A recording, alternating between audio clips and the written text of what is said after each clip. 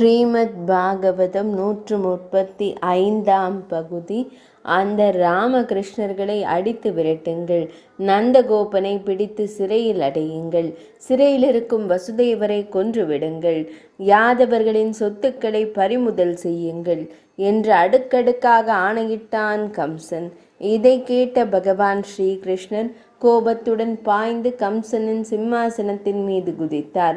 இதை எதிர்பார்க்காத கம்சன் திகைத்து போய் கிருஷ்ணனை வெட்ட முயன்று வாள் எடுத்தான். பகவான் ஸ்ரீகிருஷ்ணன் அந்த கரத்தை பற்றி முறித்தார்.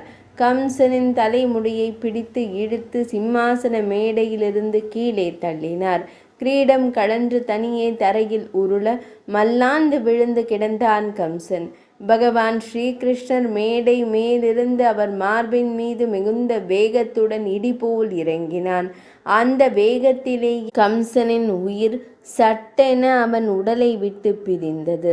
யாரால் தனக்கு மரண பயம் என்று நடுங்கிக் கொண்டிருந்தானோ அந்த பகவான் ஸ்ரீகிருஷ்ணரிடமே அவனுடைய ஜீவன் சென்று அடைக்கலமானது.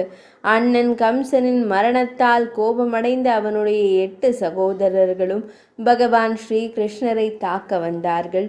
அவர்கள் அத்தனை பேரையும் பலராம சுவாமி அடுத்தடுத்து கொன்று முடித்தார். தேவர்கள் மலர்கள் தூவினர், மலர் மழை பொழிந்தனர் மற்றும் கந்தர்வர்கள் பாடி மகிழ்ந்தனர். அப்சர பெண்கள் நடனமாடி மகிழ்ந்தனர். ரிஷி முனிவர்கள் மனம் குளிர்ந்தனர். பகவானின் அவதார காரியங்களில் ஒன்று நிகழ்ந்து முடிந்தது.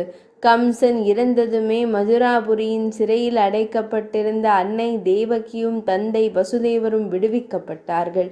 பலராம சுவாமியும் பகவான் ஸ்ரீகிருஷ்ணரும் அவர்களின் பாதம் பணிந்து வணங்கினார்கள். ஆனால் அன்னை தேவகியும் தந்தை வசுதேவரும் பிள்ளைகளை நெருங்காமல் தயங்கி நின்றார்கள். பலராம கிருஷ்ணர்கள் பகவானின் அவதாரங்கள் என்பதை அவர்கள் உணர்ந்திருந்ததால் உரிமையுடன் அவர்களை தழுவிக்கொள்ள முடியாமல் தத்தளித்தார்கள். பெற்றோர்களின் தயக்கத்தை உணர்ந்த பகவான் ஸ்ரீகிருஷ்ணர் தனது மாயையால் அந்த நினைவை மறக்கடித்தார். அதனால் தங்கள் குழந்தைகளின் மேல் அளவற்ற பாசம் கொண்ட அன்னை தேவகியும் தந்தை வசுதேவரும் இருவரையும் உச்சி முகர்ந்து தழுவிக்கொண்டார்கள். மதுராபுரியின் மன்னனாக பகவான் ஸ்ரீகிருஷ்ணருக்கு பட்டாபிஷேகம் செய்ய அனைவரும் விரும்பினார்கள். ஆனால் அதை அன்போடு மறுத்த பகவான் ஸ்ரீகிருஷ்ணர் கம்சனின் தந்தையான உக்ரசேனரையே மீண்டும் வடமதுரையின் மன்னனாக்கினான். நந்தகோபர் பிருந்தாவனம் புறப்பட தயாரானார். பகவான் ஸ்ரீகிருஷ்ணர் அவரிடம், தந்தையே, நீங்களும் அன்னை யசோதையும் பேரன்புடன் பாசத்தை கொட்டி எங்களை வளர்த்தீர்கள். இப்போது இத்தனை காலம் பிரிந்திருந்த அன்னை தேவகி மற்றும் தந்தை வசுதேவருடன் சிறிது காலம் தங்கிவிட்டு வருகிறோம். நீங்கள் பிருந்தாவனம் சென்று அன்னையரிடம் இதை தெரிவித்து விடுங்கள் என்று கூறி வழி அனுப்பி வைத்தான் கண்ணன். வண்டி புறப்பட்டது.